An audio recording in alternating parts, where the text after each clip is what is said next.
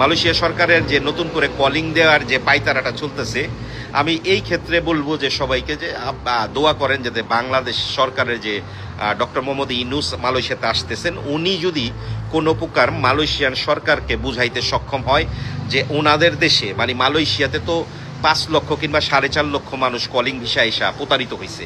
এটা কম বেশি সবাই জানে, মিডিয়ায় অনেক প্রচার হয়েছে, এটা নিয়ে আমরা অনেক কথা বলছি, বছরের পর বছর এটা নিয়ে কথা বলছি যে 3-4 লক্ষ মানুষ যে আসছে তাদের মধ্যে বেশিরভাগ মানুষই প্রতারিত হয়েছে। এটা মালয়েশিয়ার গভর্নমেন্টও কম বেশি জানে।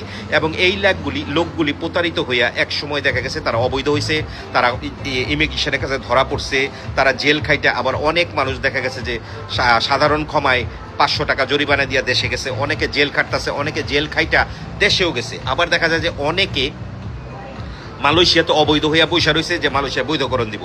সেই ক্ষেত্রে আমি মনে করি ডক্টর মোহাম্মদ ইউনূস সামনে আসার কথা আছে মালয়েশিয়াতে। তখন যদি উনি আসে, সর্বপ্রথম উনি কলিংয়ের বিষয়টা যদি বাদ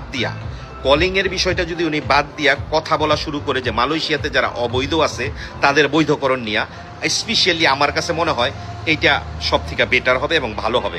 এখন আপনারা তো সাধারণত জানেন যে আমরা যারা সাধারণ জনগণ, আমাদের কথা 2-4 জন আপনাদের মতো মানুষ শুনতে পারে, কিন্তু সরকার পর্যন্ত কতটা আমাদের কথা পৌঁছায় সেটা আমার জানা নাই। কাজেই আমি স্পেশালি চাই যে ডক্টর মোহাম্মদ ইউনূস যখন মালয়েশিয়াতে আসবে তখন মালয়েশিয়া সরকারের সাথে বৈধকরণ প্রসঙ্গটা নিয়ে আলাপ করুক, কলিং না। কারণ কলিং যদি আবার নতুন করে 1-2 লক্ষ লোক মালয়েশিয়াতে আনে, বর্তমানে যারা আছে তাদেরই কাজ নাই, যারা আইসা প্রতারিত হইল মালয়েশিয়াতে তাদেরও কাজ নাই।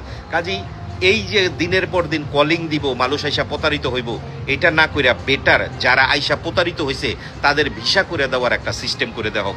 এটা আমার কাছে মনে হয় এইটা আরো ভালো হইব।